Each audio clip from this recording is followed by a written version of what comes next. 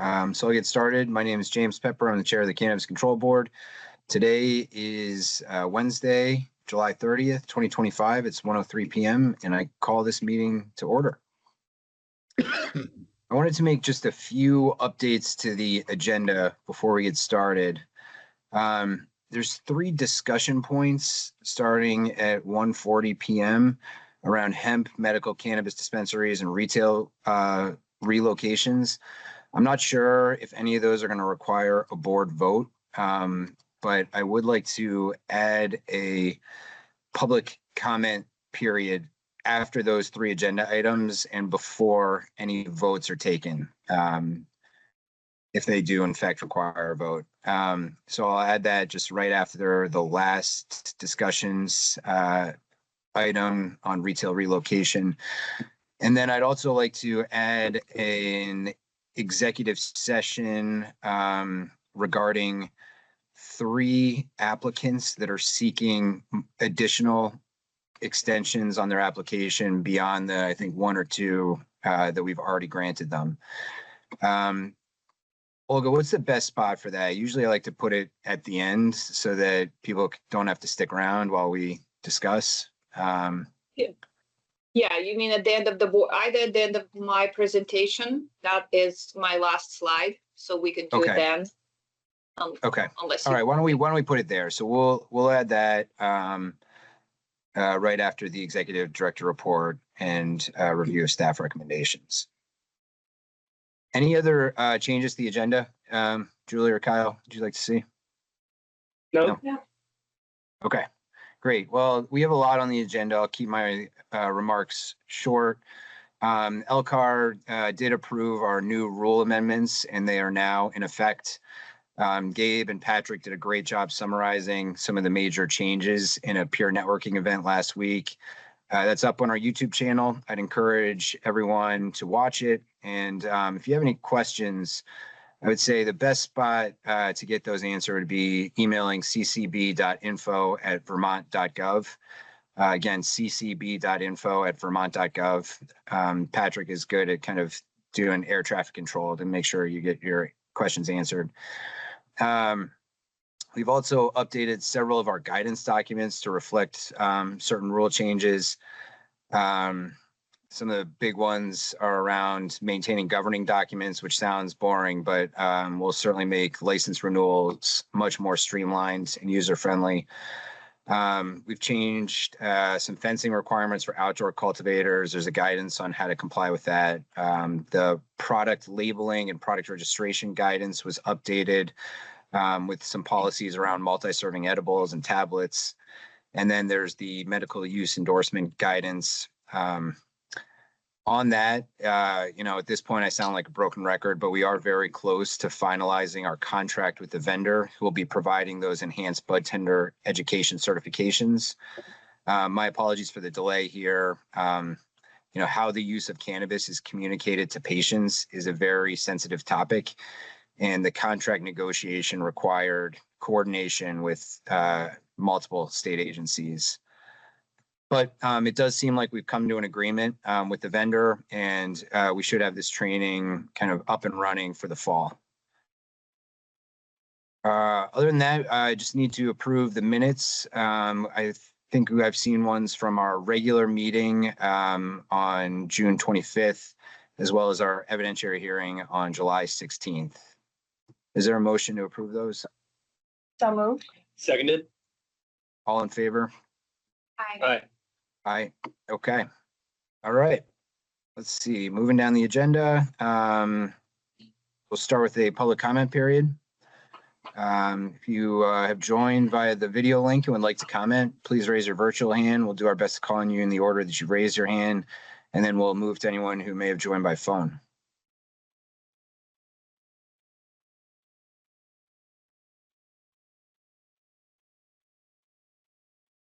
Jeffrey?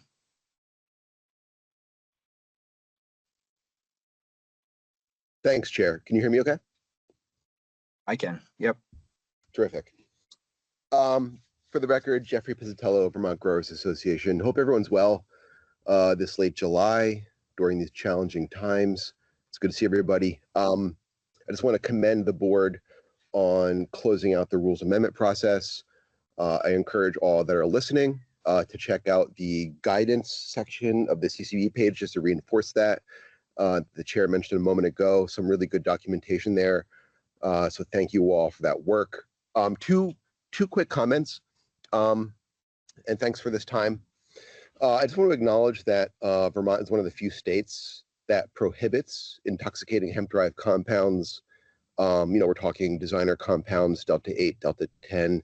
Many of us are aware of this issue, as well as hemp-derived Delta 9 from entering the adult use supply chain. I just want to comment that this is an important policy position that the board has advocated for everybody in the State House, along with VGA and others in the industry. So I just want to take a moment to thank the board for this position, the stance that it's taking. It is aligned with the interests of most licensed cultivators, manufacturers, and retailers that we communicate with, as well as our membership here at VGA. And we just hope that the board maintains that position. So thanks for that. Thanks for that work to date. Secondly, briefly, with regards to retail siting and the last peer networking event on the overview of the rules, really great job by the agency. I encourage everyone again to view that on the YouTube page for the agency, a really good peer networking event going over some of the significant portions of the changes to its administrative rules. There was a moment around the retail siting in that event that CCB officials spoke to. I just want to sort of bring a different perspective to that. It was said that this past legislative session, retailers have in a unified manner expressed an interest in limiting retail licensure. And I just want to express that, what we see that was borne out in committee activity this past legislative session was a departure from what was shared. And what we saw was to date mobilization by not just retailer license holders, but also other license types around ensuring the licensure of retail outlets, especially in towns that don't have retail opt-in. So not contributing to the density issue, but ensuring even and fair geographical distribution. And it's important to keep in mind that, the retailer license types aren't a monolith. There's a diversity of opinions out there, some really excellent small independent retailers, and they hold different opinions. And so I just want to provide that. And I'm going to thank the board for holding that event last week. And I just want to share that it is important, we believe, as an organization here at VGA, to open up retail licenses in towns without contributing to the density issue. So we just want to, I'm going to close out by saying we encourage you to do what you can to open up the retail license once again. Thanks for your time. Appreciate everybody. Have a good meeting. Thanks, Jeffrey.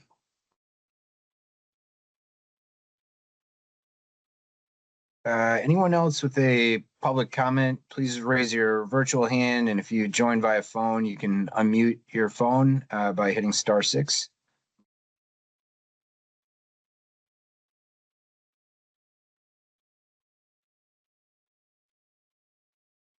Nope. Okay. I will close the public comment section and moving down the agenda, Olga, turn things over to you. Mm-hmm. Sounds good.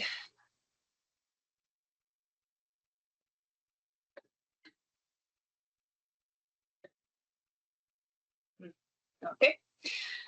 All right, so here we are with our monthly executive director report today, July 30th, 2025.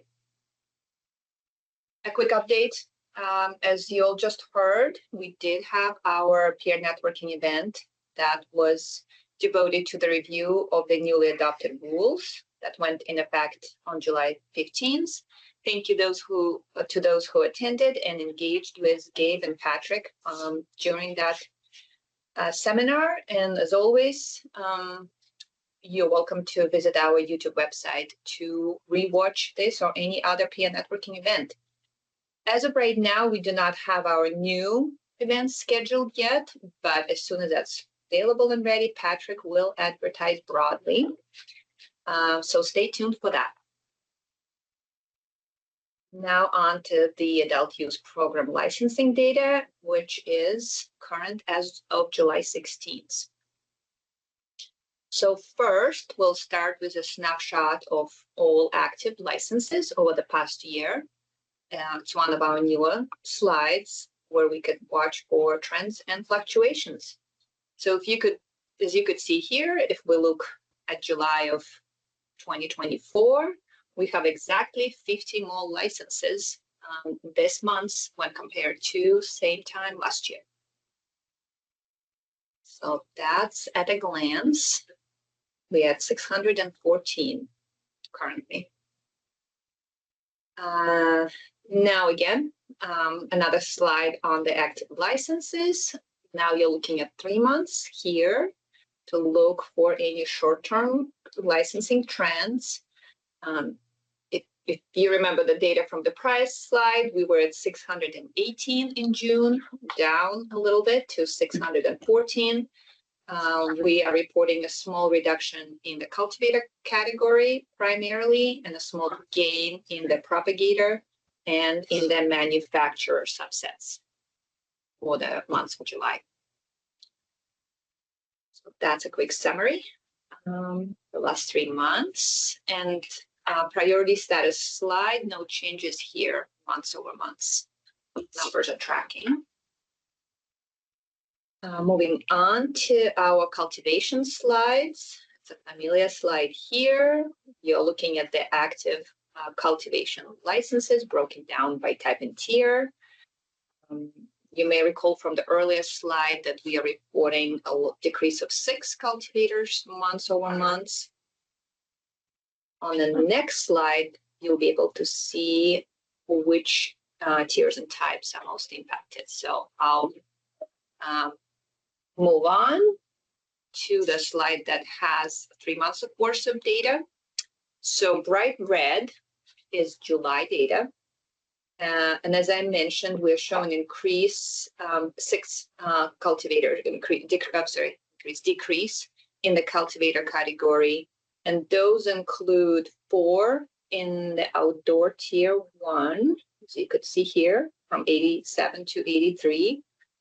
And then have a couple that impacted our indoor cultivators, including an indoor tier 3 and 1 mixed tier 1.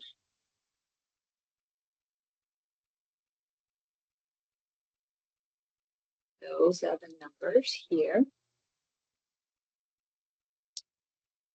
Okay, looks good. All right, so that's we got for cultivators, and one new slide here for you. So this is what we have so far on our medical endorsement or regarding requests for medical endorsement. So 15 retailers so far have expressed interest in obtaining a medical endorsement. All 15, based on the preliminary review by the licensing team, have met the qualifications. Again, preliminary review so far. We have 2 out of the 15 who have also expressed interest in a drive-through option. Again, we are very early in the process, so those are just inquiries that we've received. And you could see the breakdown based on their status, priority status. So that is interest. Yeah. When we get a little further down the line, can you share with us the sort of geographic distribution of those? Yes, I think as soon as so far we got 1 application that was submitted. Okay. Because 15 requests and sort of inquiries that the licensing team received through the web form. As we get applications in, yes, we can most certainly pull the data where they are. Yes, so that's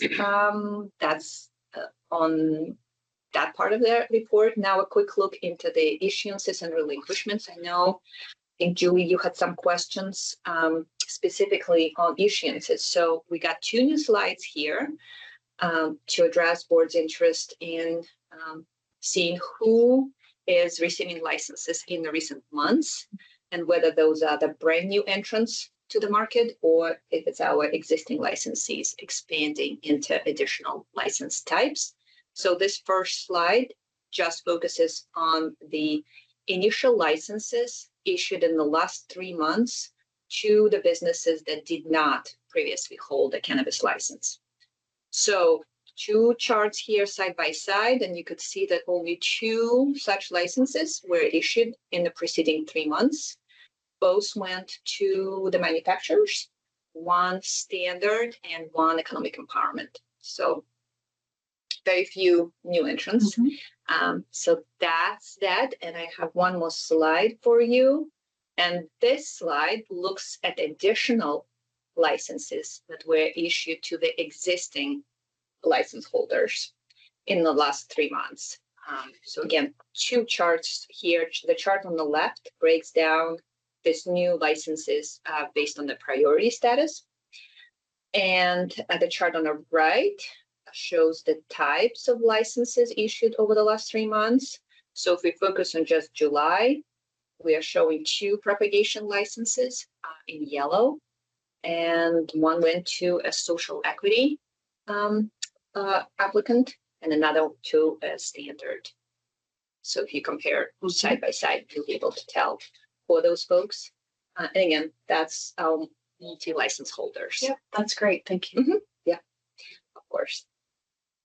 Okay, so that's what we got for issuances. And now a quick look at the relinquishments. Again, 2 charts side by side, and we're looking at 3 months worth of data. So on the left, you're looking at the chart that shows relinquishments broken down by priority status. So in July, right, we got 7 relinquished licenses, 3 from economic empowerment, 1 social equity, and 3 standard. And then on the right, again, if you look at July data, you could see that breakdown by license type and tier. Lots of color here. So you may want to take some time with that later. But for July, we have 1 indoor tier 1, 1 indoor tier 2, 1 mixed tier 1, and 4 outdoor tier 1 licensees who relinquished. Looks like we are reporting 4 outdoor tier 1s licenses relinquished in May, June, and July now. Now tier 2, 4. It was in June. Yes, we had 1 outdoor tier 1. Yep. That's for each month, right? Yes, Okay. that's for each month. Yep. Of tier 1 outdoor folks. A couple, we had manufacturers relinquished in May and June, but nobody in July. So, yep. So that is what we got for relinquishments for you. Now I'm going to jump back. Order is a little funny to to look at the licensed canopy capacity square footage, familiar chart. Indoor canopy is in light green, outdoor is in yellow. The total amount of licensed canopy is now 935,500, which is down slightly from 947 and 500 square feet compared to last month. So, but pretty steady overall. So that's what we are tracking. And another slide here, that's license capacity versus utilization chart. The recent numbers show that the utilization rate for indoor is slightly down to 46% from 49%, and the outdoor cultivation is up to 86% from 77%. So slight fluctuation here. Might be a question for compliance, but do we think that the utilization rate for indoor is lower at this time of the year because some of the mixed folks are probably prioritizing out their outdoor canopy? I don't know. Just yeah, I could check in with the folks and see if that's the case. Yep. Okay. All right. So that is what we got on this portion of the report, and now we are on to the compliance and enforcement data. All right, so inspection and investigation activity slide first, broken down by license type. A total of 94 inspections in July and 16 active investigations reported, with most visits focused on cultivators and retailers, you could see. So that's the pretty common trend here. A quick look here at the types of investigations specifically. And now we added a little color here, which represent, so each color now represents a different license type.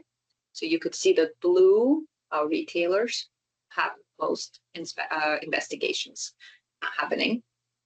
And over here, you know, if you have, so for example, unlicensed activity, we're reporting 3.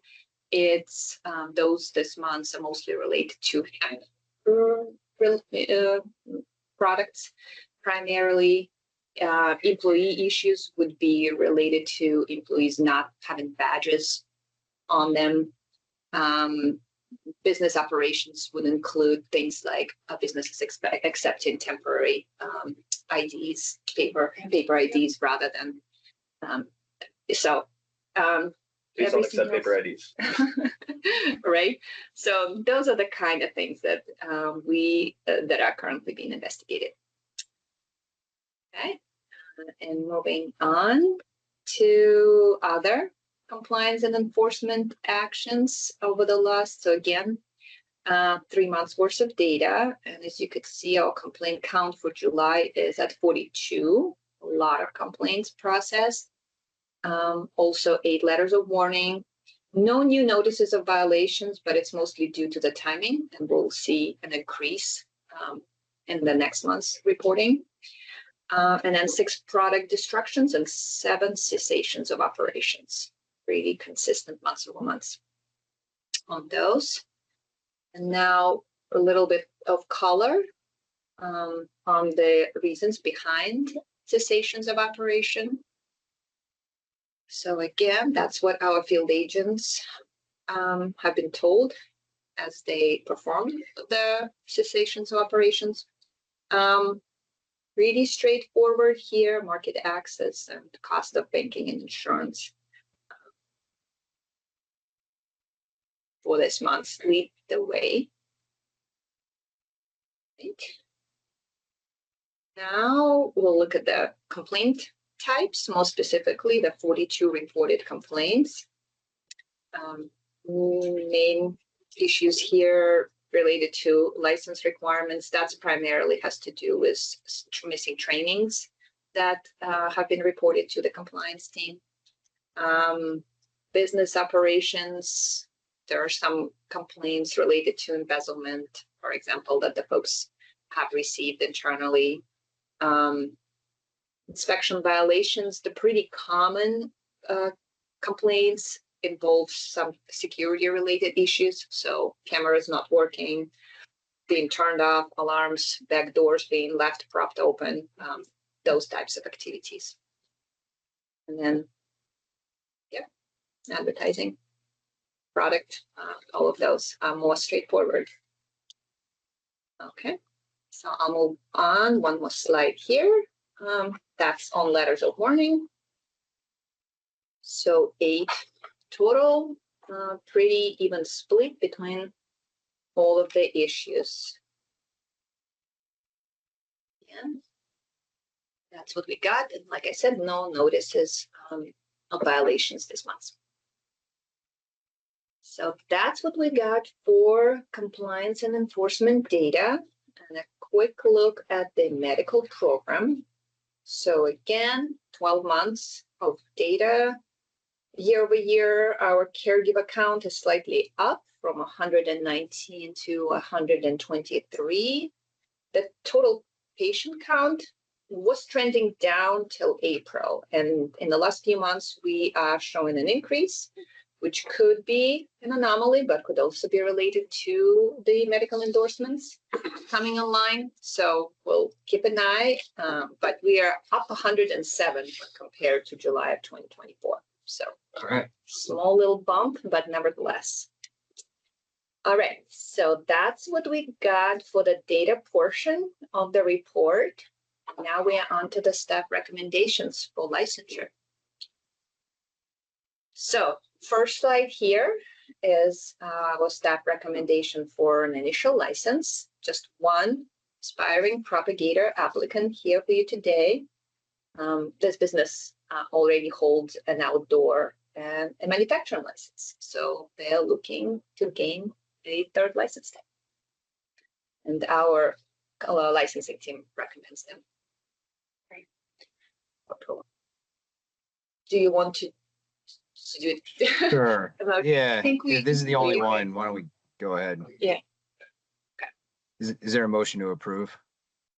I move that the board adopt the staff recommendations to approve the applications listed, issuance subject to final payment of required fees and any other contingencies. And I'll second. All in favor? Aye. Aye. Okay, thank you. All right, now we are onto the conventional license renewals. 3 slides of renewals for you today. So first slide has mostly tier 1s and 1 tier 2 cultivator.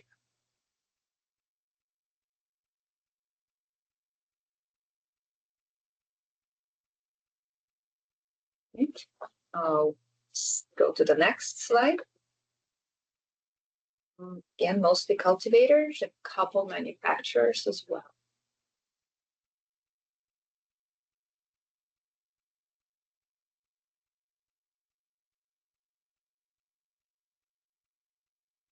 Right, and one more slide here. Primary manufacturers, retailers, and a wholesaler. And again, all of the licensees in this and the previous 2 slides had submitted their materials in a timely manner and are recommended for board's approval. Okay. Is there a motion to approve these renewal applications? I move that the board adopt staff recommendations to approve the renewal of the applications listed, issuance subject to final payment of required fees and any other contingencies. And I will second. All in favor? Aye.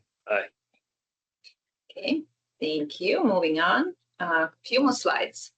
So this slide, so here we have applicants who wish to change either the type or tier of their licenses. So the first 2 are similar.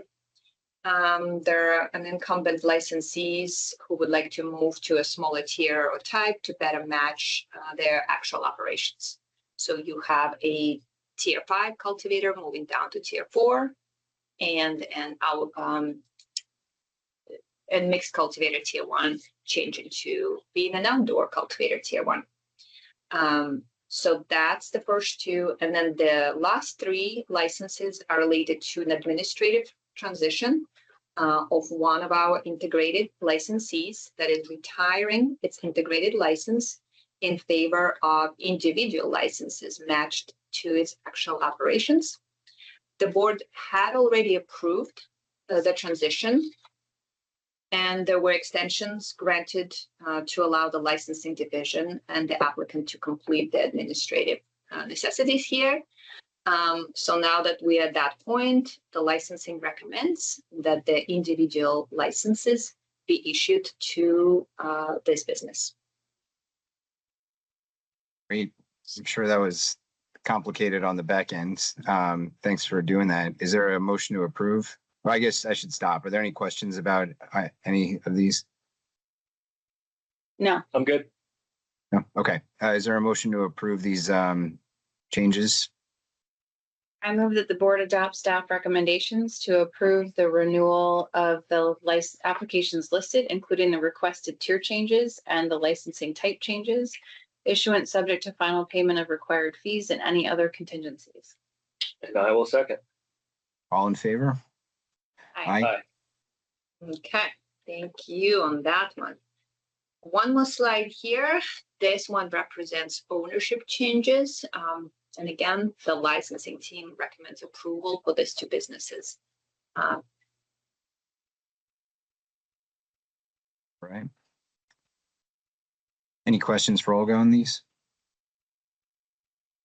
Nope. Is there a motion to approve these recommendations?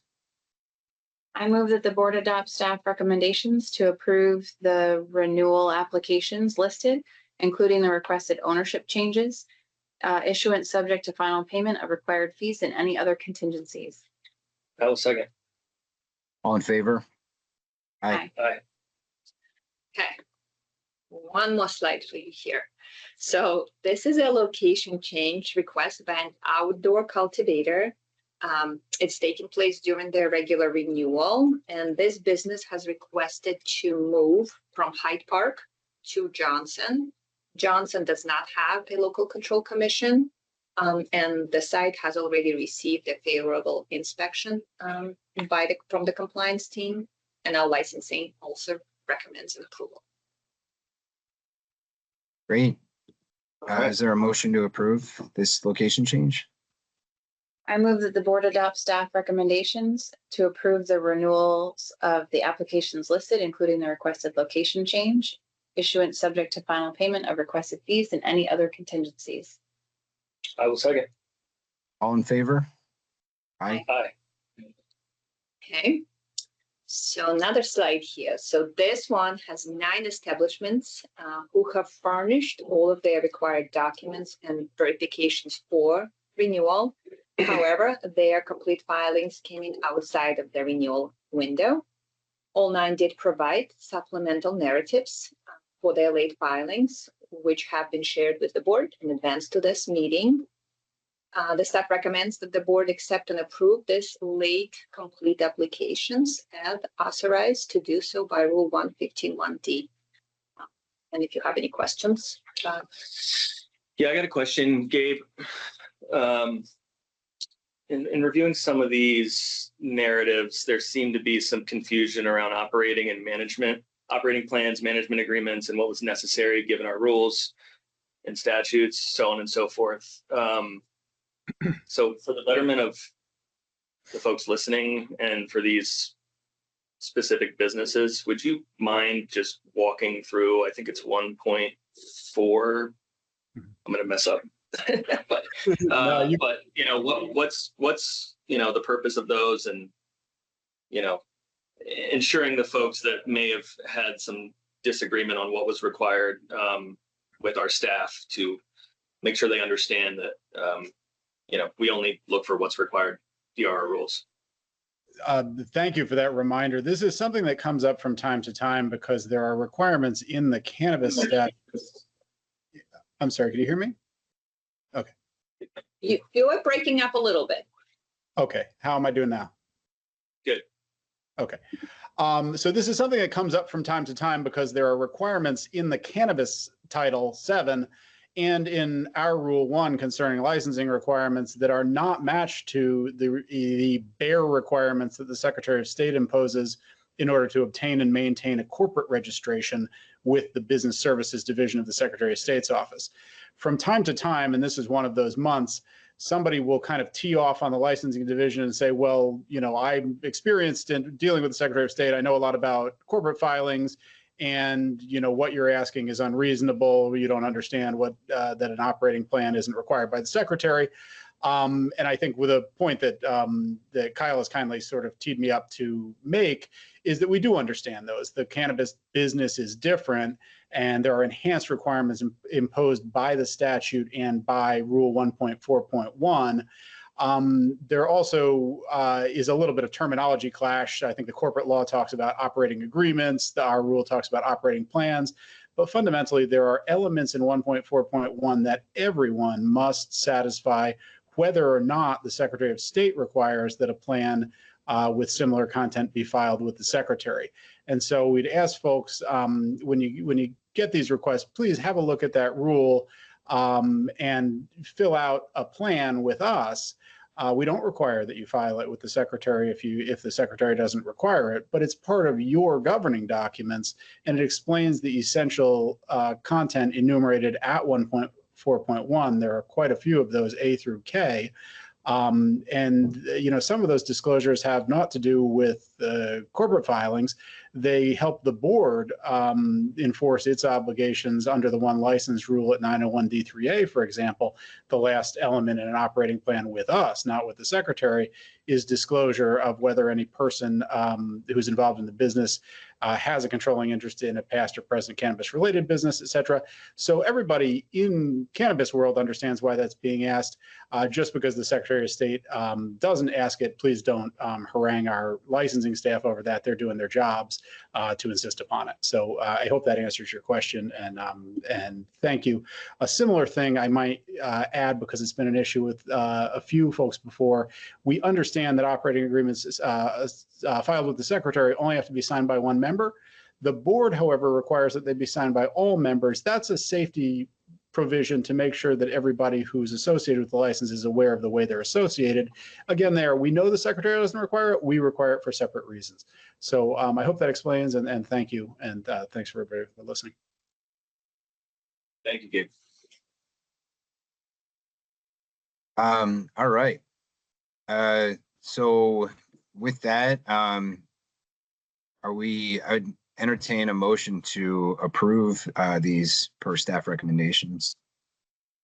I move that the board adopt staff recommendations to accept and approve the renewal applications listed, and that issuance is subject to final payment of required fees and any other contingencies. And I will second. All in favor? Aye. Aye. Aye. Aye.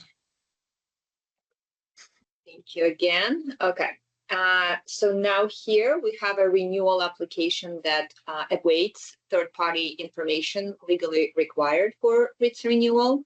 Our staff believes that it is reasonable to expect that the required information will be received, and our staff recommend that the board allow the license to continue in full force pursuant to 3 VSA paragraph 814B, and defer a decision on the renewal application until the next board meeting, which is scheduled for August 27. And as always, if the license is renewed at that time, it will retain its ordinary expiration date. Okay. Is there a question on this for Olga? No. Okay. Is there a motion to defer action to next meeting on this applicant? I move that the board adopt staff recommendation to accept and continue and defer a decision on the renewal until the board's next meeting of August 27th. I will second. All in favor? Aye. Aye. Okay, and so finally, here, this is the list of the 3 licensees who are requesting an additional extension to complete their renewals, each having already received an extension from June through today. The application record for each renewing applicant has been shared with the board members, including all of the narrative explanations for requesting additional extensions. Because the applications were not timely filed and remain insufficient for more than 4 months after the renewal window opened and 2 months past the deadline, our staff recommends that the licenses be allowed to expire for failure to renew. But as the chair mentioned, I believe he has requested an executive session. Yeah. Yep. Is everyone all right with that? There's some sensitive issues in here, and I think it's probably best that we just speak with licensing directly about these 3. Yep. Agreed. Okay. Well, is there a motion to move into executive session to discuss these 3 requests? I move that the board enter executive session pursuant to 3 VSA 313A6 to discuss records exempt from public access under section 317C because they pertain to personal information concerning applicants as well as trade secrets. I will second. All in favor? Aye. Aye. Okay. And I'd like to invite Melissa if she's available, and Gabe and Olga, of course. I don't know how, I assume this will take about 10 or 15 minutes. Why don't we just say we'll be back at 2? And then we'll continue on with the rest of the agenda. All right.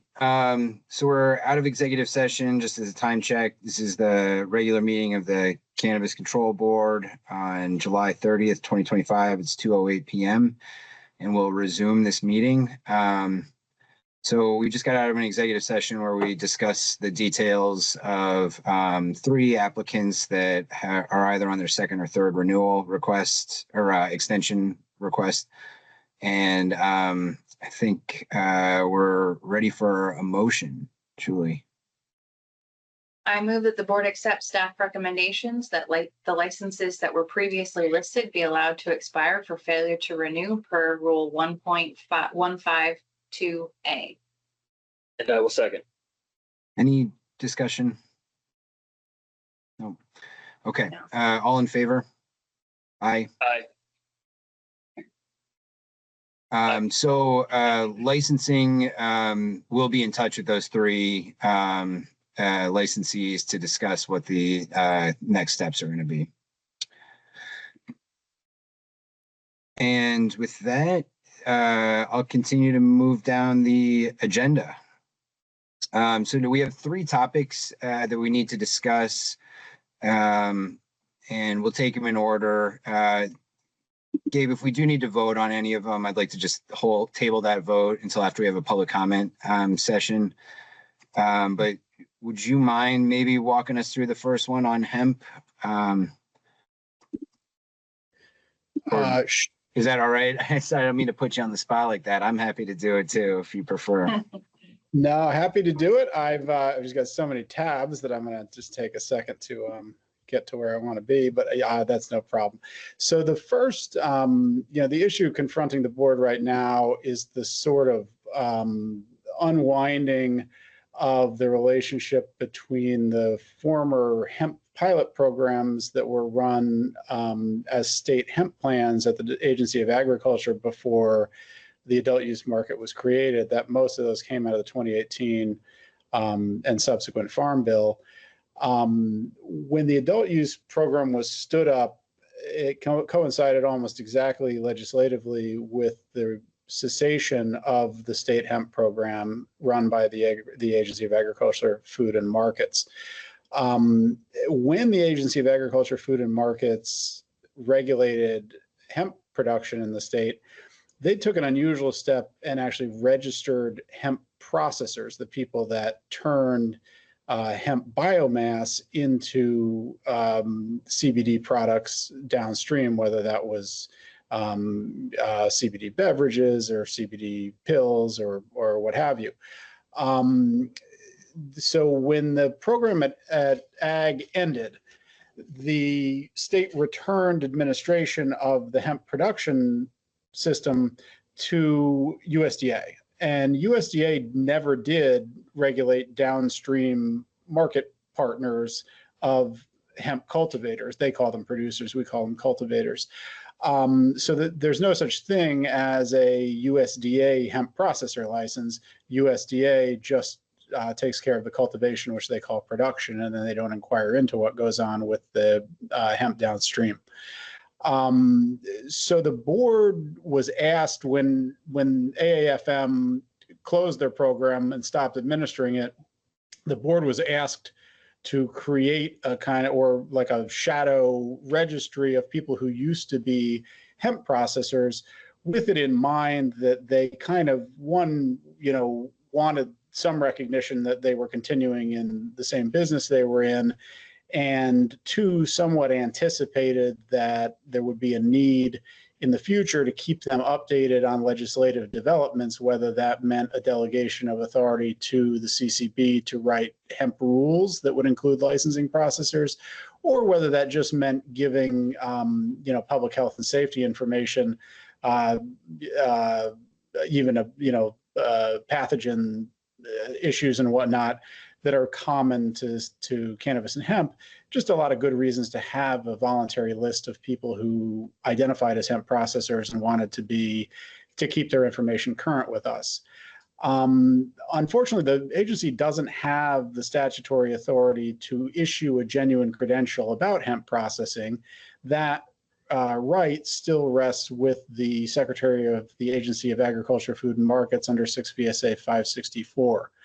I think that the people that stood this up early in the program as a CCB administered list may have envisioned that there would be some kind of agreement where the Agency of Agriculture would confer upon the CCB or authority to run hemp processor credentialing on its behalf, or there'd be some kind of memorandum of understanding.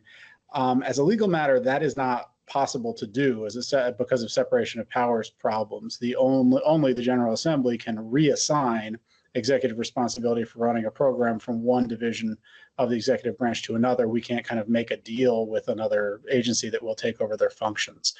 So that leaves us with this credential that really doesn't mean anything. The federal law, they only see producers.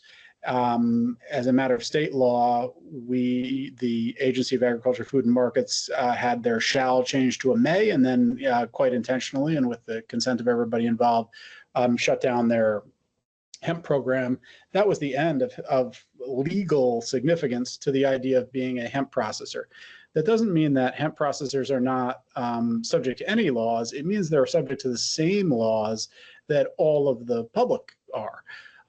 Especially the laws distinguishing for state purposes hemp from cannabis. We've tightened those up, the General Assembly has tightened those up in the past 2 sessions to close some of the loopholes that have led to intoxicating hemp beverages and products appearing in unregulated spaces where they can be they're really literally no regulation. They're not subject to the excise tax as intoxicating cannabis products are. They can be sold to kids. It's some really alarming stuff along those lines has proliferated in interstate commerce. The board also wrote its rule 2.17. So that email change. I'm sorry, I can't hear you. Oh, no, I think that was just the person that just joined. Sorry. So the board, thanks, sorry about that. The board also said in the past several years, beginning in April 23 with the emergency rule, promulgated what is now its rule 2.17. And the goal of 2.17 was the same as the amendments to the definition of hemp. It was to sort of undo the mess created by the 2018 Farm Bill at the federal level and to say for state purposes, we've got real clear lines about what products are hemp and what products are cannabis. And, those are the familiar ones from 2.17, no more than 1.5 per serving, no more than 10 per package. And importantly, no marketing or dominant market appeal on the basis of evident intoxicating effect, as well as the now very familiar quantitative test at 0.3 or 0.3% THC by dry weight. Vermont's rules, unlike the rules of other, or unlike some statutes enforced federally, are agnostic as to isomers and whatnot. So we just see THC, and that includes THCA, which is purity is measured with that 0.877 coefficient. That's the rate at which THCA converts to THC when exposed to heat. So long way of saying we've got this, cleaned up version of what is hemp and what is cannabis. We've got this credential out there about hemp processors that really has no legal meaning since 22. And it's, at a point where it's just going to create confusion. And it appears to me to exceed the agency's authority to administer a credential that isn't really, that has no grounding in statute. There is an important political decision to be made about whether or not hemp processors should be regulated. Most states do not regulate them. They follow, what is now the status quo in Vermont, where hemp processing is just subject to the same hemp versus cannabis distinction that prevails in the state or federally, and that's the end of the story. So to that end, and simultaneous to this, we get a ton of calls. I think poor Patrick is, almost constantly fielding calls from out-of-state hemp purveyors and people interested in being compliant with the unique rules of the state about what is hemp and what is cannabis. And those folks are, deeply, deeply confused in some cases about what the rules are in Vermont. And they need a clear, concise statement of what those are. And so what we've proposed for you today is some language that could be hosted on the board site that would take care, would kind of achieve 2 tasks. The first is to articulate the history and the how and why in FAQ style of the former hemp processor credential, which today is not really a thing. And the second is to answer frequently asked questions about the legality of hemp products in Vermont that are commonly received by Patrick. So we have some language for you to review that tries to tell that very complicated story in a concise way that will be helpful to the people that we serve and interact with. And so that's where we are. I should pause, invite any questions from the board, and I know you wanted to invite some discussion on the topic, Mr. Chair. Yeah, thanks for that background. So, it's my understanding that there came a point when once the pilot program at VFAM, the Agency of Ag, disappeared or went defunct or went moot or, whatever else we call it, that there were a number of people in the hemp processing business that were legitimately growing hemp and taking that biomass and converting it into products that wanted some kind of recognition that the state knew what was going on for the purposes of banking and insurance, so that they wouldn't have to get a cannabis license and then be subject to, the cannabis banking and insurance rates. And potentially some cover with, I guess, the DEA or the state police or whomever else, law enforcement generally, that they were on a list somewhere. The state knew what was going on. They're not trying to hide the ball at all. That to me are the main issues.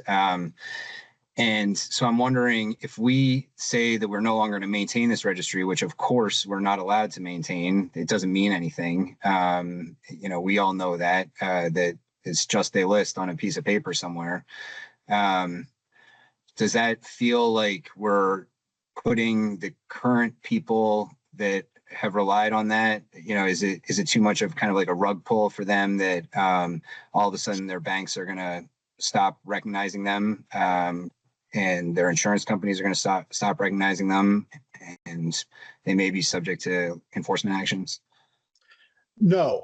What it means is that conventional CBD hemp processors who are taking low or trivial THC biomass that is hemp and processing it into low or trivial THC content products that are hemp products under state law are perfectly fine. In a way, it's good news. You don't have to pay anybody. You don't have to answer any regulatory questions, really. You just have to obey that same distinction between hemp and cannabis products that we talked about earlier. So if you're really in hemp and there's not significant or intoxicating levels of THC in the products, this is not bad news. It just means that you're in the position that parallel business would be in almost every state. You can go ahead and do that, and they don't actually register or license the processor as such. So that's all good. There are a small number of folks that may feel that the rug's been pulled out from under them, but they should, because that group would have been wholesaling THC distillate derived from hemp that is cannabis under Vermont law.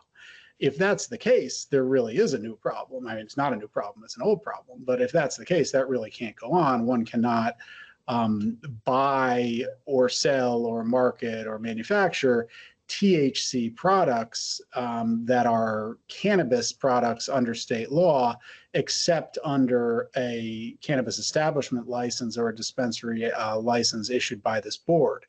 And that's one important reason that we can't have kind of pseudo credentials. They've got the board's name on them. The board doesn't really issue them. I think people might see Cannabis Control Board and figure, well, you got a paper from the Cannabis Control Board. I guess this means you can be in the cannabis business. In fact, you can be in the cannabis business only if you have one of the statutorily enumerated licenses, and that is not one. That's a very long way of saying, as long as there's no significant THC or intoxicating products in it, everybody is free and clear and in great shape. Okay. And Yeah. go ahead, Kyle. I was just gonna jump in quickly. I was at the Agency of Agriculture right after the 2018 Farm Bill and helped put together the state approved plan for Vermont from USDA on hemp. And the hemp, as we all know, whether it's the people in this room or the people listening, the hemp landscape is drastically changed between 2019-ish and 2025 in terms of what your intermediates and end products typically are. I think the point of the processor I'm queasy on calling it a license, as we all know, registry, was to kind of maintain that kind of security for the folks that were trying to make CBD products, as you alluded to, Mr. Chair, and the former part of the conversation that Gabe alluded to as well. It's tough, but I think we need to kind of ensure that the folks that are doing other things with hemp are held to the same standard as our licensees here in Vermont. And if other folks in other states and even other countries are trying to get a piece of paper from us to kind of leverage what they want to do towards a banking institution or whatever the case may be, that's something that gives me great pause in terms of how it affects our legal cannabis market and our operators here. Can you, Gabe, just reiterate for us what happens to, or what would happen to an entity that wanted to do both? So I understand that the folks who are cultivating hemp and want to make that into, low or CBD products, they're still able to operate, and then we have our cannabis system. What happens to someone who intends to do or has intended to do both? In general, a company has to pick a lane. My understanding, and I don't want to speak for USDA, I don't have a great deal of expertise in their recent policies, but we certainly heard from people that if you're in a state cannabis license, USDA, my understanding is quite hostile to the idea that you would maintain a hemp processor license. Obviously, it's very difficult to prevent inversion, diversion, and mislabeling when you've got these, identical plants in both worlds. So we do hear from a lot of people that USDA will not embrace somebody being in both lanes. And as Jeffrey Pizzatullo was saying earlier in this meeting, it's very important to the integrity of the seed to sale cannabis system that product that was not monitored from seed be excluded from the cannabis product supply chain. The whole point of the system is we know where it came from, we know what additives are in it, we've tested it thoroughly, both as flower and then as end product. If we undermine those protections, we're undermining a lot of the public protection brought to the cannabis consumer by the state tax and regulate system, and we're also, taking away from the tax department money that's meant to fund benevolent things in the world. And it's really unfair to in addition to the safety problems, as Jeffrey said, I think it's really important to the fairness and integrity of our market that folks choose a lane. And if that lane involves the appeal of intoxicating products or intoxicating products, in fact, that lane is the CCB's licensed lane as a cannabis establishment. And if it doesn't, it's the comparatively less regulated or unregulated world of hemp and CBD processing. But the thing that can't be done is, which unfortunately I think some people have proposed to do, is to evade the laws, rules, taxes, and protections associated with the intoxicating THC cannabis world by using the word hemp for things that aren't hemp. We've got a really clear definition in the statute now, thanks to hard work by the General Assembly, by this board, and by our cannabis licensees. It should be at this point crystal clear. One of the task that remains isn't to do new law or change anything about the law. The law has been pretty much the same for a while. It's an educational task. It's a task of kind of coming up with a clear one-stop FAQs, clear, concise guidance that compliance officers from hemp interests from out of state, and in some cases out of country, can look at and understand what are the rules in Vermont, where do I go to get details, and do I have all my questions answered about what I can legally do here and what I should refrain from doing here. So that's what we're aiming for. And to that end, please be unsparing about the readability and clarity of the text, because it's a little bit of a project that I think Patrick and Olga and I have kind of worked on to try to, it doesn't just need to be there. It needs to be really easily understood, clear, and credible, and answer most of the questions most people have, especially because the number of questions received from hemp industries that are trying to do the right thing, just want to know what you can do here, is really growing very, very fast, as is the national chaos about hemp products. Most people here are aware of the legislative events going on in the Senate, in the United States Senate right now, about the future of what is now the hemp loophole. So that's a whole lot about that, but I hope I answered your question. If I didn't, let me know. That's good. Thank you. But you did answer my question. So there's certainly a number of different buckets of operators here. There's the people that are just growing hemp and selling hemp. There's the people that are growing hemp and processing it into hemp products that are below any sort of hemp thresholds, legitimately below them.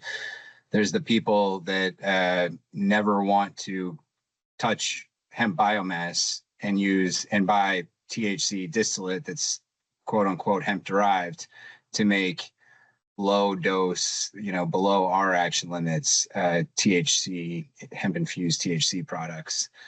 And then there's the people that are operating in both lanes. They have a cannabis license and, on Monday, like Julie, is what you were describing. On Monday, they're making, gummies for the adult use market. On Tuesday, they're making low dose THC beverages for, shipping out of state or, kind of the quote unquote not intoxicating hemp products in state. I'm wondering, do we need to have, the last bucket is the one that bothers me the most, of course, for all the reasons that we've been talking about, the seed to sale tracking and the ability to kind of not fully understand where the THC is coming from. And also the fact that, as Gabe has alluded to, that commercially trading in THC distillate, whether it's hemp derived or, marijuana, cannabis derived, is cannabis for the purposes of state law. And certainly I feel like for federal law as well, whether there's any enforcement on that end, I don't know. So that to me is, I feel like we've kind of don't need to worry so much. I mean, I think what you've drafted for the website is great on all this. I just worry, think about that last group of people that want to operate, or I don't even know, they want to be hemp processors, but never touch hemp biomass. Certainly they can't have a cannabis license because, as we've said, they're violating state and very likely federal law. And we can't just kind of turn a blind eye to that. I'm wondering if there's any appetite at the board to look into finding licenses for those people legislatively, as in revive portions of the Agency of Agriculture's hemp processor rule, or hemp pilot program. There's a rule that's already been drafted. It was in effect. I'm wondering if we should work with agency partners to look at getting authorization to actually regulate the people that want to fall into that bucket. So far, I guess I understand your question in terms of there is all this stuff moving interstate. What if some of it can be brought in legally and people want to work with it? The biggest problem I think that we see with that is the extraordinary amount of bad faith obfuscation and just outright nonsense about what is legal for interstate transit. We have seen, and we do see, out of state nominal hemp interests asserting to would-be buyers in Vermont that it is perfectly legal to buy THC distillate as long as it was sourced from hemp, even if it vastly exceeds 0.3%. I mean, it's almost, concentrated orders of magnitude beyond that.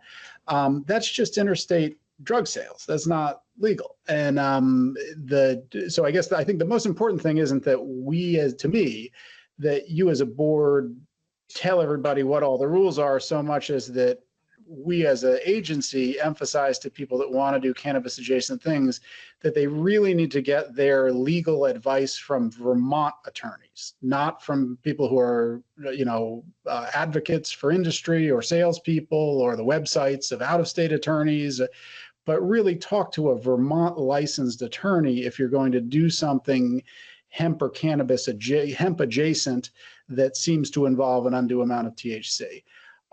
Because as I understand state law right now, and I think it was very much the express intention of the General Assembly in the last two sessions to close the loophole, if there is a transaction where an out-of-state interest sells THC concentrate to someone in the state of Vermont, both buyer and seller may have committed a crime. And that's a serious matter that the board can't undo for people. We don't have authority under current law to confer the right to kind of be in there without some liability. Because of the federal status of what's moving is so troubled, I'm not sure that we want to be trying to make those distinctions. As you've said, the General Assembly does have the ability to kind of create another lane. But what's going on nationally has been very strange to watch in the sense that there's this push, it has been this push by hemp as it is kind of faced pressure to advocate for a kind of regulation light version of cannabis regulation. And that doesn't, creating parallel systems doesn't have a lot to recommend it, I don't think. I feel like a great deal of work has gone on over the past 10 years by advocates and legislators in this state to develop the lightest weight system we reasonably can have around intoxicating cannabinoid products, and we don't even make two. But I don't mean to say don't go there at all, but I guess go there with caution in light of what's happening nationally. But more important, this would require action by the General Assembly in future sessions, and we're an executive branch agency. We just work with what we got right now. So the way I'm looking at this is you want the board to get out of the practice of issuing any sort of hemp registration, because that is just not what we do. We want to make sure that the existing cannabis licensees that are making, either hemp-derived, intoxicating products for sale out of state, or are making low non-intoxicating, low THC hemp products in state, are not sourcing distillate. They're not transacting in THC distillate, that they consider hemp derived, because that's the crime right there. And we can't turn the other way on that with our crop of licensees. And Rule 4 is very, very clear that a cannabis establishment cannot acquire cannabis as defined by state law other than from another cannabis establishment. Right. And so, that's right within your wheelhouse.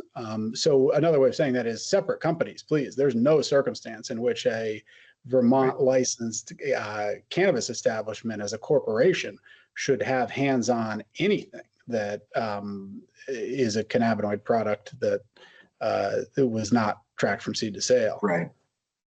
And you'd like to update the website to reflect these decisions. And the only question that I have, for Julie and Kyle, is whether we feel like we should pursue some sort of credentialing regulatory oversight over the people that are non-cannabis companies.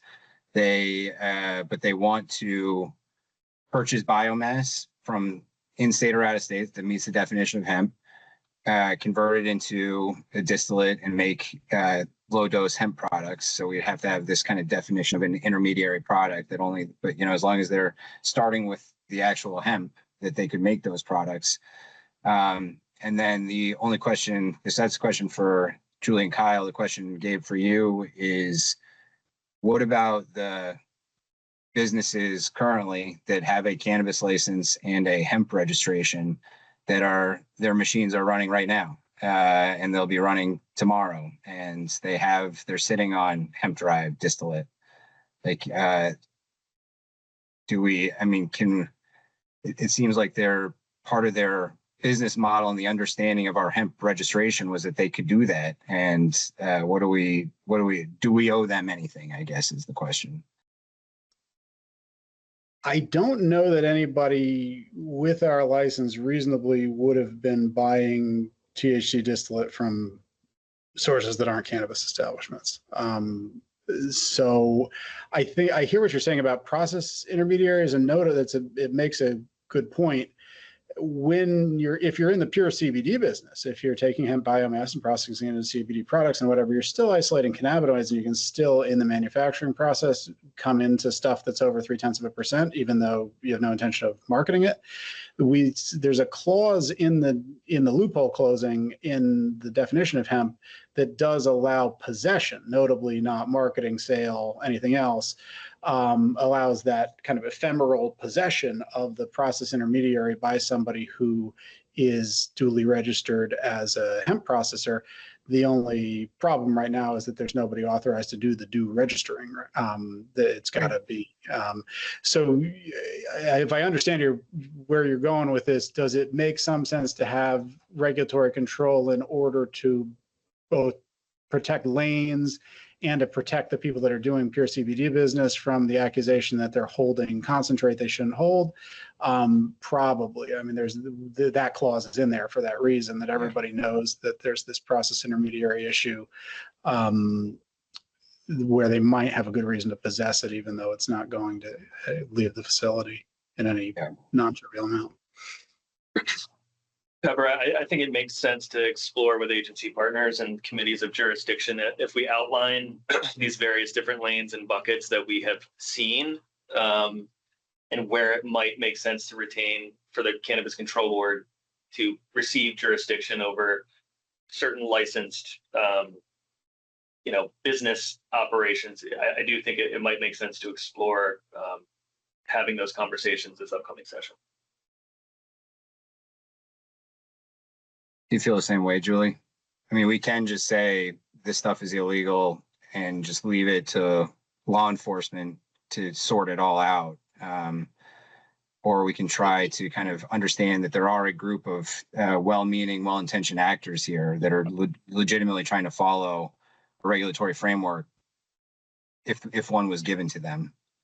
Yeah, I think there's two. I mean, there's like the now question and the future question that you're asking, right? Like, do we want to pursue something in the next legislative session? For that, I think, I need to know more. I'd like to hear what our agency partners are interested in. What is the public comment? What does this do to the market? Like all of those details, I think I would need to hear before I, had thoughts on that side of the question. But in terms of what I think is presented to us today, I think we want to hear public comment, but I think the question is, can we update the website, right, to make it reflective of what is actually happening right now?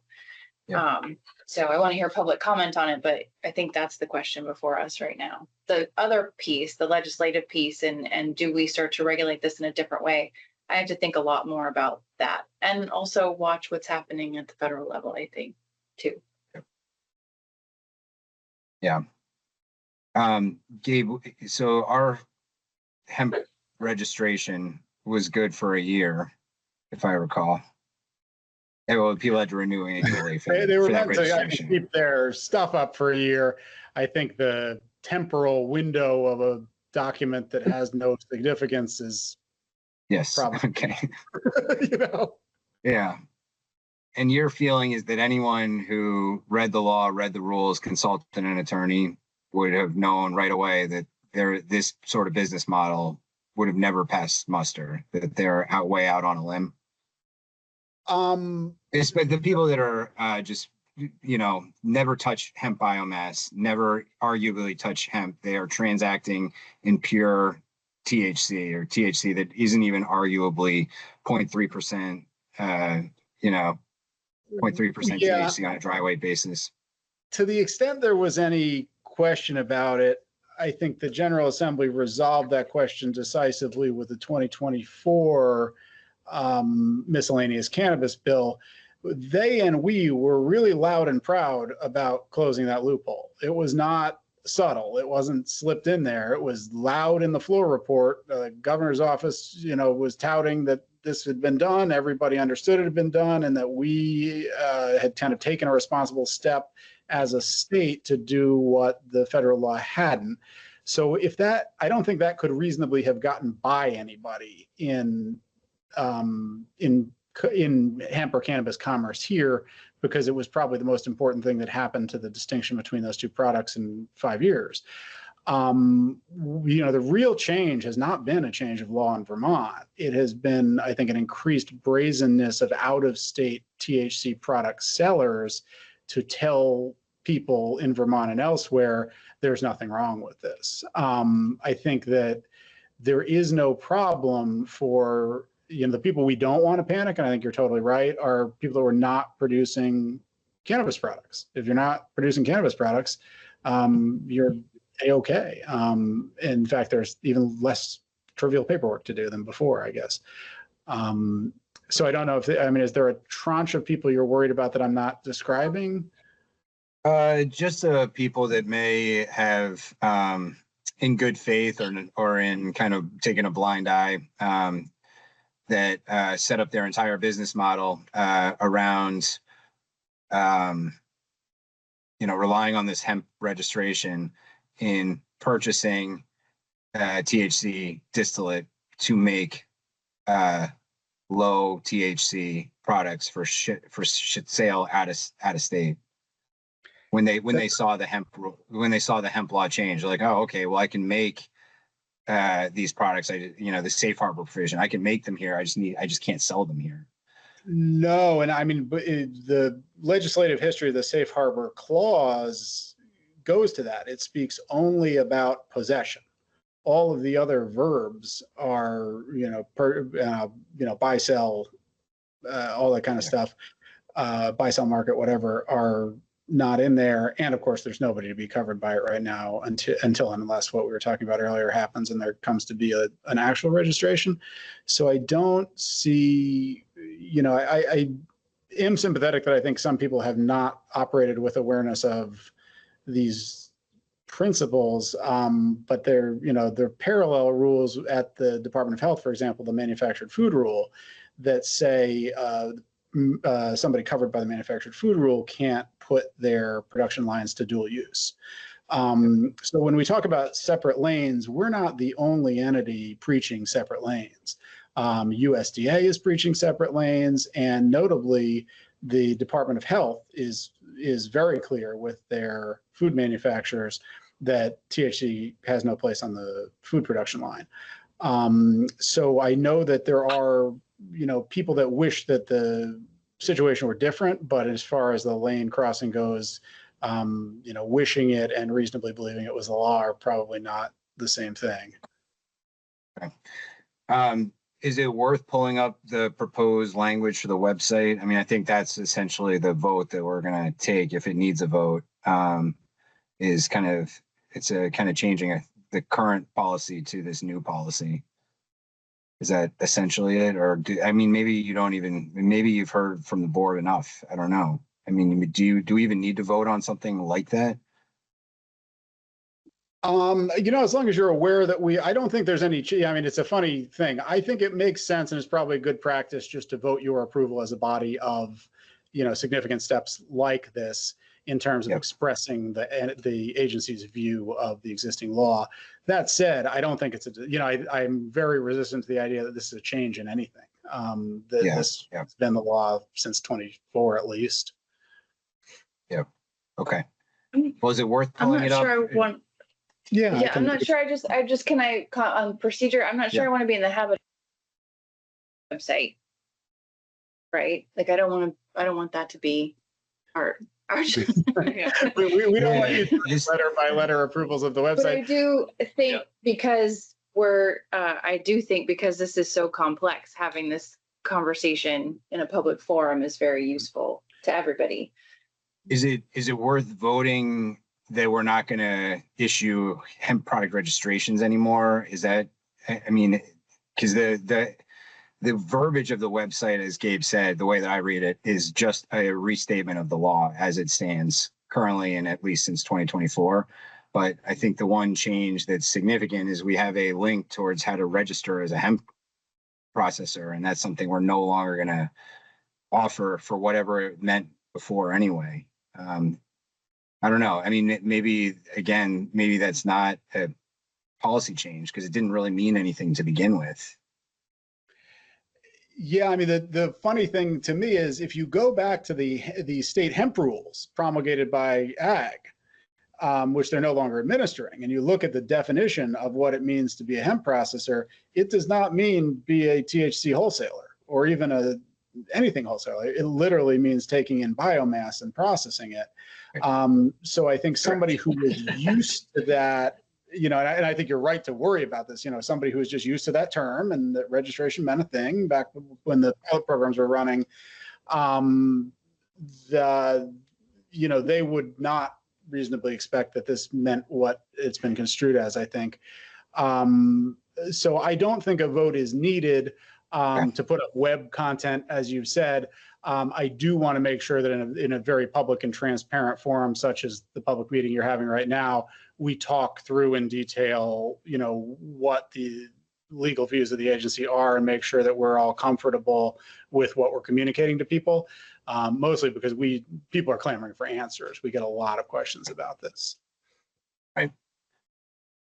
Well, I don't mean to belabor this. I know that the verbiage that you've drafted is just a restatement of everything you've said today and a restatement of our rules and laws. So I don't know if you need to pull it up or not. We got two other discussion points.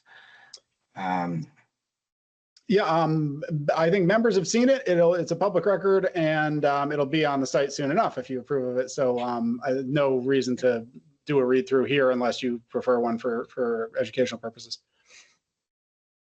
I'm happy to just move on to the next topic. Okay. Okay. All right.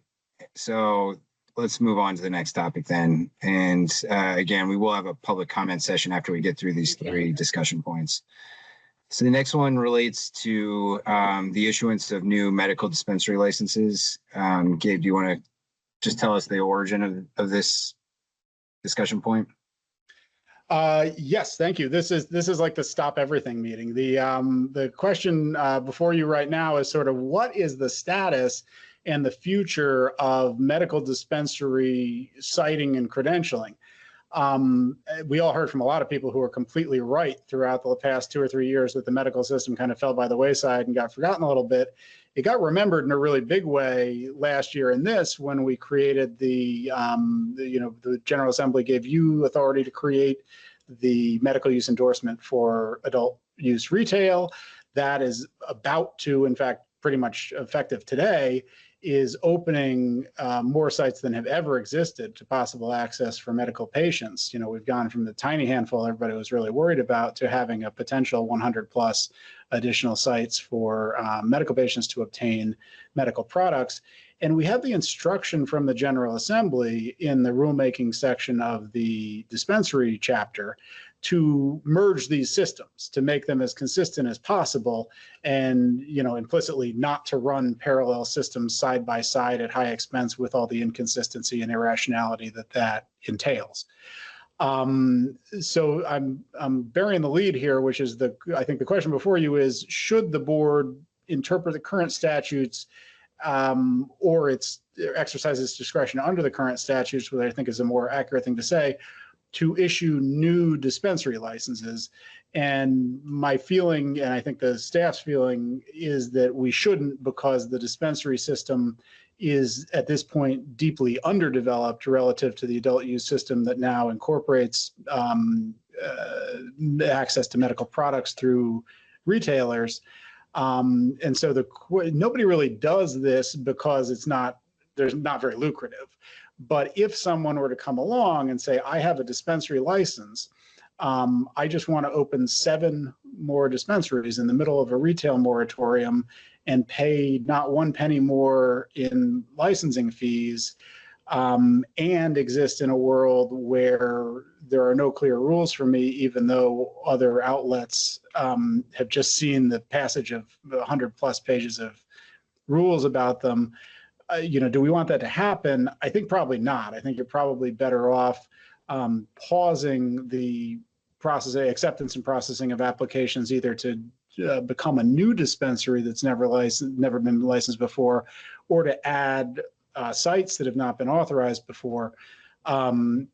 the rationale there is really that seems to be the intention of the General Assembly, to move toward a unified system that's merged together.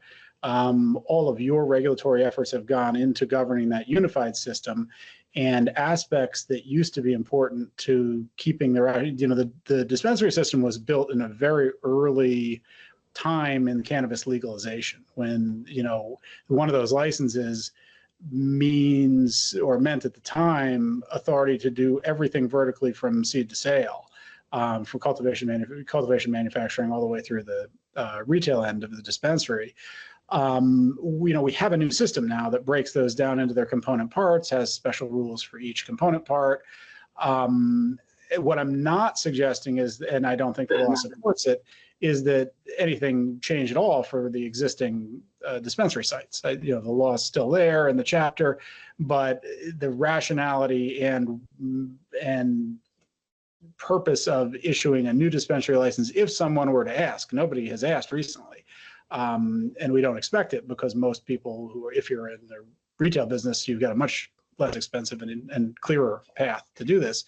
But if that hypothetical were to come true, and somebody were to say, I want to, open either 4 new sites under my existing dispensary license, or I want to obtain a new dispensary license in the context we're in right now, should the board entertain that, my sense is that you ought to consider at least, probably saying no, or at least pausing it while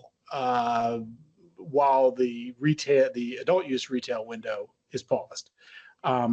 Because to leave it in the state it's in leaves the licensing division with an enormous number of unanswered questions if someone were to come to them with this hypothetical request. And again, nothing would change for the existing dispensaries. They've got their law, they've got Rule 3, they're just fine. It's just a question of can this unstructured thing exist as something that we might have to administer. It's like underdeveloped credential day at the CCB, but does that make any sense as an explanation? Yeah, no, it makes perfect sense to me. Julie, Kyle, do you have questions for Gabe, or should we just discuss the implications here, the various implications of pausing issuing new dispensary licenses? Just for clarity's sake, we're not talking about getting rid of the dispensary license altogether. We're just talking about not issuing any more for now. Right. Okay. Exactly right. Exactly right. Yeah, and I think contextually, and for folks listening, when we say dispensary, it's medical only. Just in case somebody is panicking there for a second. I think we're at this penultimate moment where access for patients is about to hopefully explode, right? I think there was 15, 16 businesses that were interested, over 100 new medical card applications, and everything over the last couple months. I think I want to see how that takes off. So a pause kind of feels right. And then I think, as we kind of see geographically where in the state certain current retailers are interested in the medical use endorsement, is there any pockets of or islands of no options for medical patients in any part of the state because a retail establishment in that part of the state has not chosen to go down this road? Would it make sense for a medical only dispensary to kind of stand up an opportunity in those parts of the state? That's something I would be interested in. But I think the first step is really seeing how this medical use endorsement proliferates through the market.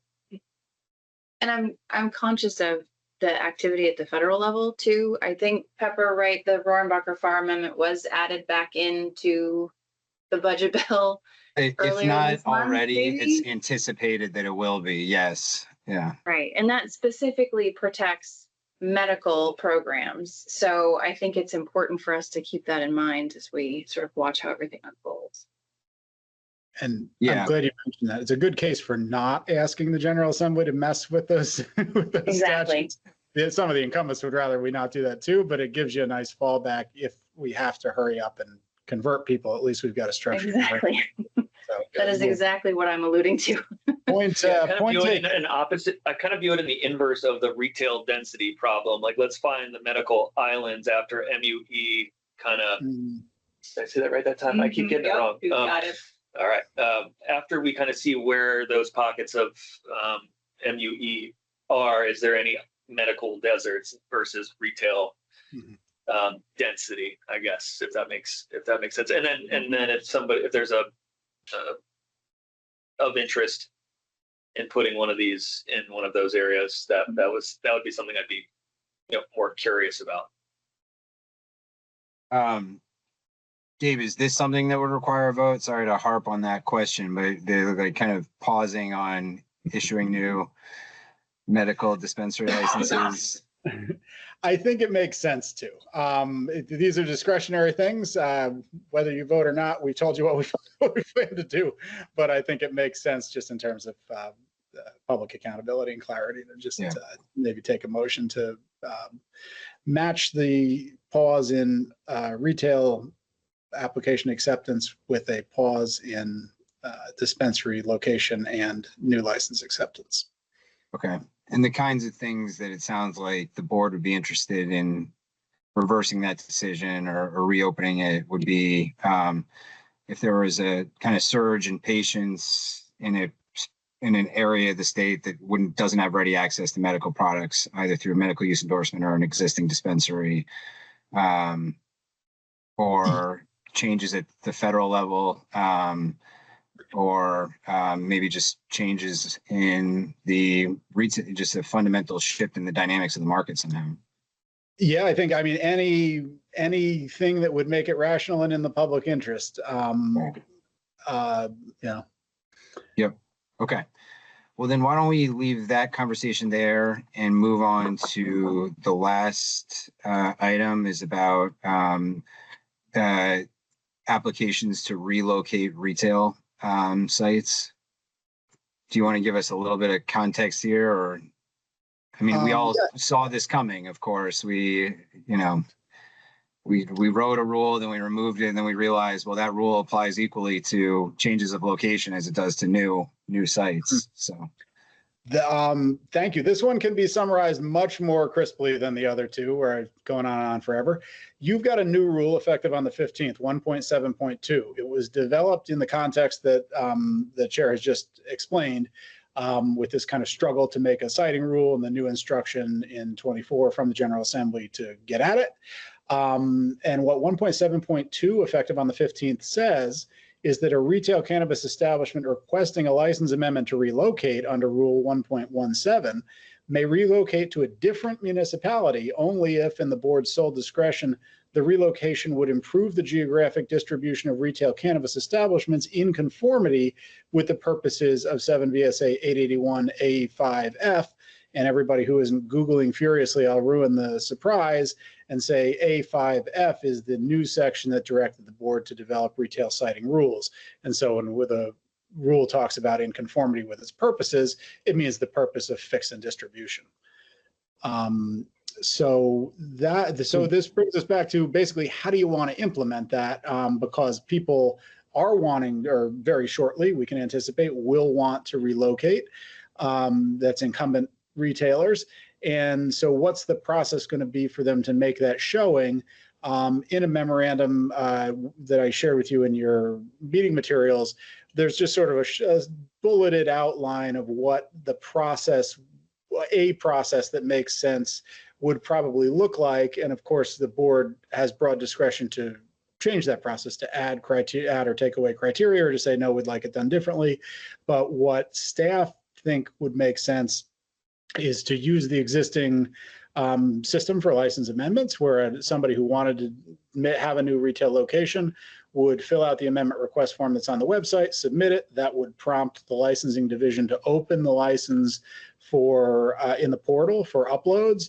And then the material question is, so what are they going to upload? And what it makes sense to upload to my thinking is, with the burden being on the applicant to make the case, empirical data showing, comparing the current site to the proposed destination site in terms of retailers in each particular municipality, and then in terms of net retailers in in the current and destination municipality when considering retailers in adjacent municipalities. So you take, the current municipality and all its neighbors and the destination and all its neighbors and total those up, see how they compare.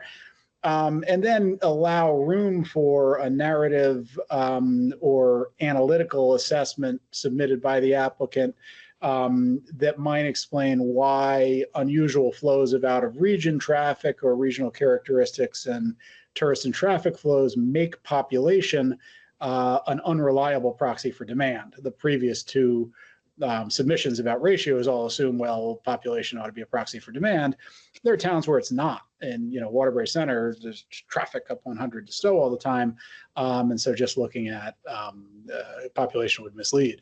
So that's the thinking. But this one is a shorter story. We just need you to sort of maybe walk through, for the benefit of the licensing division, what you envision the process for applying to move for a retailer would look like under this new rule. I've got a process question about our current procedures.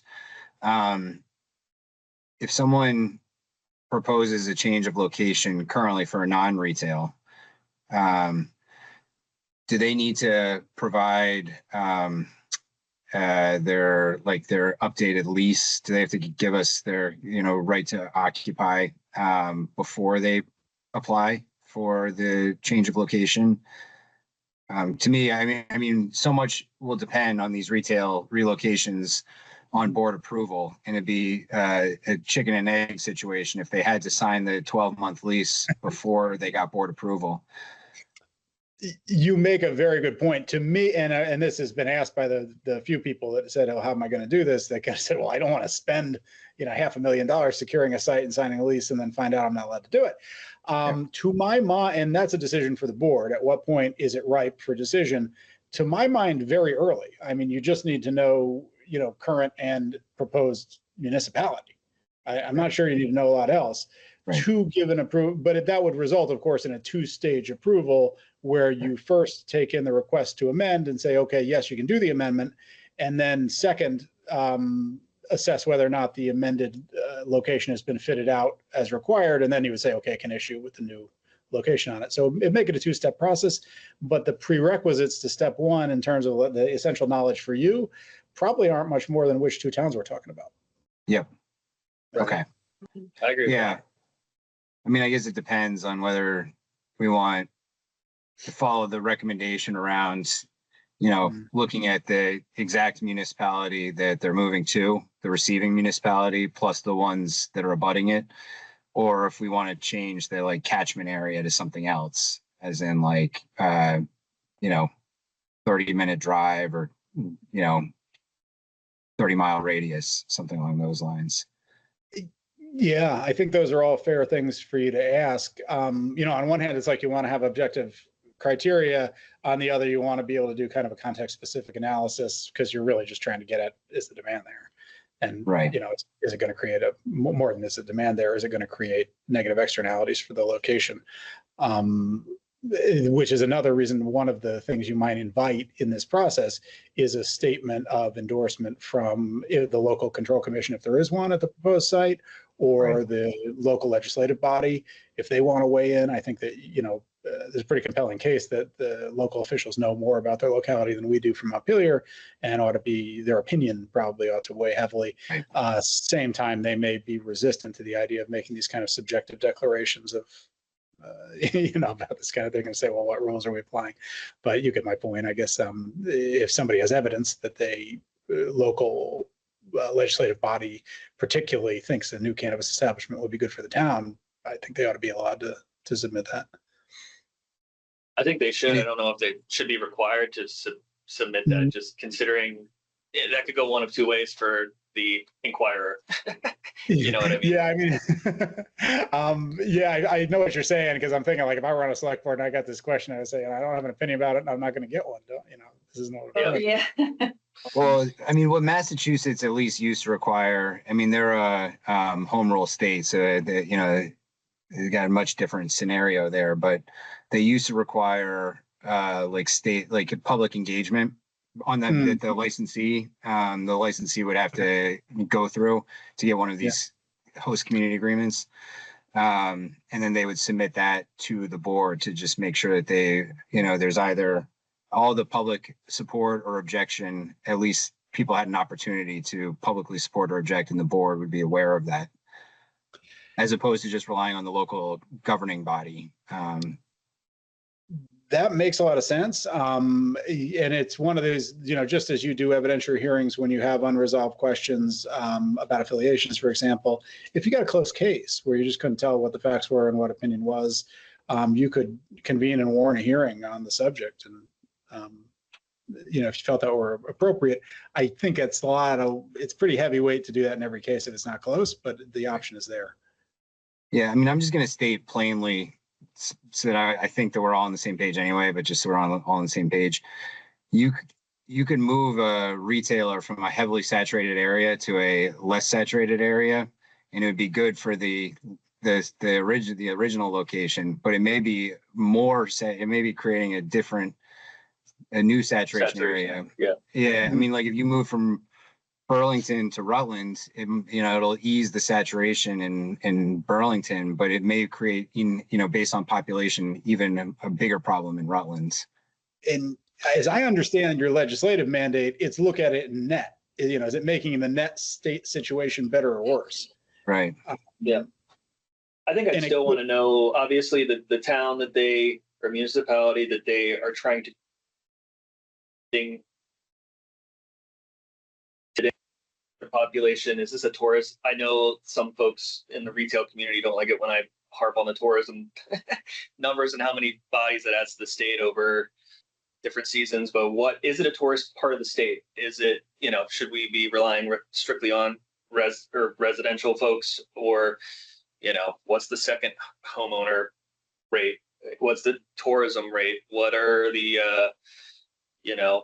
towns around it, have they opted in? Like if that town already has one, those are important factors. I'm trying to dance around not just the municipal areas from a boundary perspective around it, but what makes logical sense from a catch radius given the funkiness of getting to and from some places in this state, and how long the drive might take, even if it's only a couple miles down the road. You know what I mean? That to me is almost more important in this interim time period than going and getting the blessing from the specific community or local control commission, only because you kind of moot out yourself if that doesn't always go well for you, considering whether you get an answer or not. I mean, I get that helps us, but I don't know. I'm more interested in the density problem than I am the local stuff at the moment. This is an interim policy, right? We promised an awful lot of people that we would have like a full-throated conversation about density. Yeah. Right. Mm-hmm. So I just want to, in context, think like if we go too far down, the details, we're kind of creating a rule outside of the rule process, right? I want to avoid doing that. Right. But what we're looking at is an interim process, right? Before we create or do a much deeper dive into this. Is that right? Yes. And I fully expect next year that there's going to be a lot more local control over retail siting, whether that's for a relocation or for an initial. The question today, it's a big topic, but we have a delightfully narrow question today, really, which is the kind of the mechanics of the licensing division doing its work.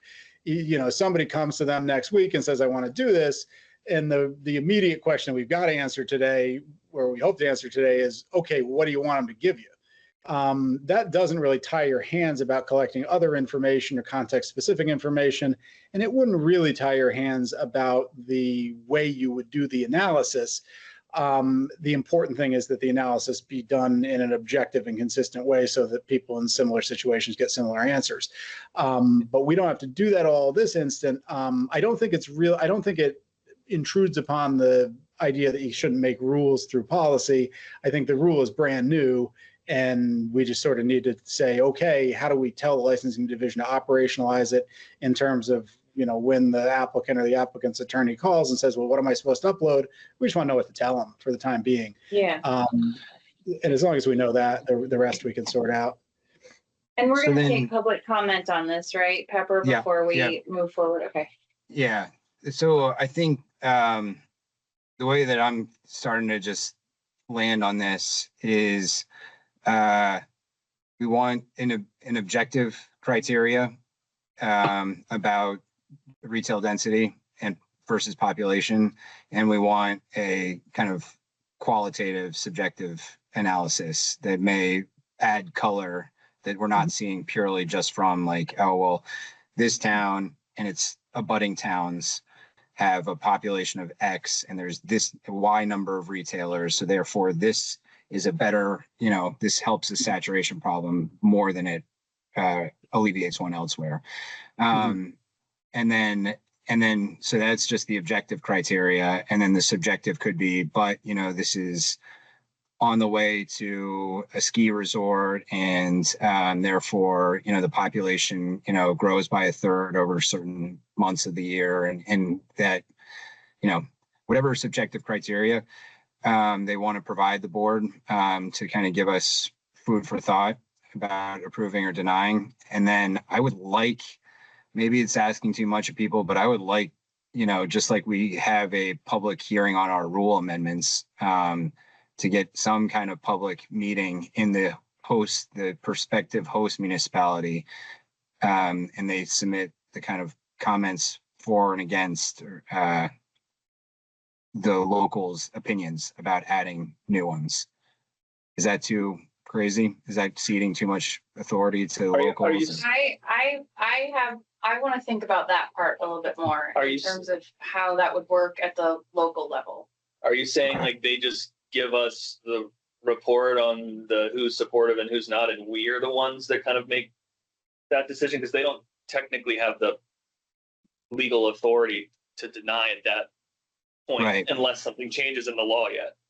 Right. I'm just a little apprehensive with certain towns just trying to kind of say we don't want cannabis here, and this is going to be the hook for doing so. Well, and I don't want anyone to have to go through the same process twice. So if they're doing this and they're building out a new building, this would go through their development review board if they have zoning anyway, and there is already a process where people can talk about whether they're concerned about a particular business or the development in their town. So I don't want to create a duplicative system. And to all of the same sort of political aspects. If they've already opted in, folks can opt out, right? But to kind of ixnay somebody who's trying to move in this kind of interim space just feels a little. It could be awkward for all parties, I think, moving forward. I'm a little anxious about that. Yeah, there were also some, just before you speak, Gabe, there were some issues related to that host agreement in Massachusetts that I raised some ethical issues that I want to make sure we avoid here. And similarly, I'm a little worried about delegation, just as we were talking about, an agency's inability to delegate its responsibilities to others. At some point, we really can't say, well, you tell us. To me, the important thing that we need to get done today is really a lot simpler. It's saying that the standard for somebody who applies to relocate a retail establishment is that the burden is on the applicant to demonstrate with persuasive evidence that their proposal will in net improve the concentration of establishments in the state. And I have to think that, we're thinking through what are we going to do in an extraordinarily close case. Most of the cases, well, first, they're going to be infrequent, and most of them aren't going to be close. I want to leave Lower Church Street for a town that opted in and has 0 establishments. We don't need 15 hearings about that, I don't think. And as people have said, the voters have already opted in. So, in the case of the important thing I think is you would want a situation where it is the applicant's responsibility to make the case that the concentration is getting better as a result of this stuff. And where you tell the applicant, okay, there are a couple concrete metrics we want you to give us, and then give us your traffic analysis if you think those metrics don't tell the whole story. And I do like, Pepper, how you characterized it as the objective criteria, and then some of the more subjective stuff that are kind of more to the even the traffic stuff, the characteristics of the given town, given its place or location within the state, and how it kind of functions from Yeah. tourist perspective or whatever the case may be. However else you can state your case. So I wonder if someone could just run through where we're at, so Yeah. the public can comment on what exactly we've decided here or are deciding. I think we don't need to, we've laid out kind of how we all feel about the current hemp situation on the record. I think, Gabe, correct me if I'm wrong, but we may vote on whether we're going to stop registering hemp processors. I don't think you have discretion to register. Okay. So we never should have done that to begin with. That's not really a change that we need to vote on. Okay. But we did have a kind of robust discussion about hemp. And if people feel like we missed the mark or aren't considering something, really appreciate your comments there. We voted, or we have had a conversation that we're not going to accept new medical dispensary applications indefinitely. We've laid out kind of the things that may change our mind to reopen those. And, love to hear people's comments about that. And we have not made that decision yet, but, that was where we kind of landed. And then the last one is when it comes to retail relocation, we're going to shift the burden to the applicant to provide both empirical and subjective evidence as to why the change is consistent with our rule about supporting better geographic distribution. So those are the three issues. I think only one that requires the vote is the medical, the kind of not accepting or issuing new medical dispensary licenses. But happy to hear anyone's comments. So why don't we just shift to that, unless anyone wants to add anything to that? No. All right. So then we're moving down to the agenda. This is our last item before we take that one vote. If anyone would like to comment on those three issues or anything else, happy to take those comments. Just raise your virtual hand if you join by the link, or if you join by phone, we'll get to you next. And I see Scott's hand up. Scott Sparks.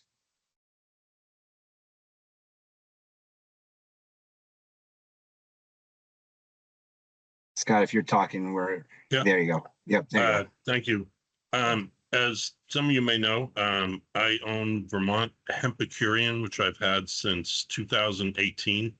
I have never grown hemp, but I have bought and still continue to buy hemp products, CBD products from Vermont growers and sell them in a retail setting.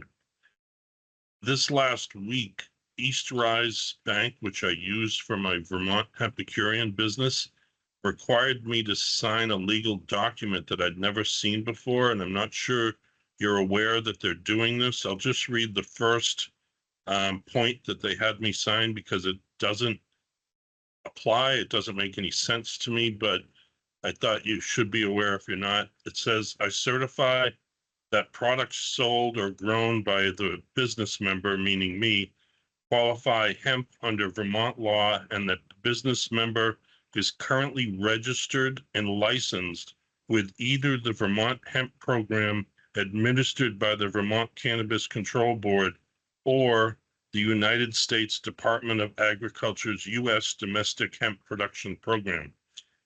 I answered this yes, but I'm not registered with anyone. I'm just a retailer.